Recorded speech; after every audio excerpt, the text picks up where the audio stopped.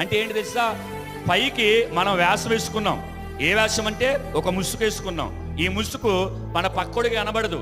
నేను నా అంతరంగం ఏముందో మీకు తెలియదు, మీ అంతరంగం ఏదుందో నాకు తెలియదు. ఒకవేళ దేవుడు కనుక అది పెడితే కనుక జనాల్లో కన్నుకేసి తగ్గిపోతూ ఉంటుంది. నేను మీ గురించి ఏమనుకుంటున్నానో మీకు తెలిస్తే నా బండారం బయట వెళ్ళిపోద్ది. దేవుడు అది మర్మం, అది అస్సలు బయట పెట్టడే.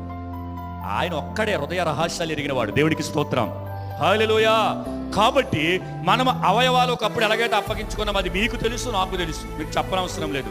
పౌలు అంటున్నాడు, అలాగే నువ్వు నాకేం చెప్పక్కర్లేదు, అలాగే వాటిని పరిశుద్ధతకు అప్పగించుకో, వాటిని పరిశుద్ధతకు అప్పగించుకో. ఆ కళ్ళు నీ వాక్యం చూస్తూనే ఉండాలి, నోరు ధ్యానిస్తూనే ఉండాలి, ప్రకటిస్తూనే ఉండాలి, ఈ చేతితో పరిచర్య చేస్తూనే ఉండాలి, ఈ కాళ్ళు సువార్త కొరకు నడవాలి కిలోమీటర్లు. దేవునికి స్తోత్రం.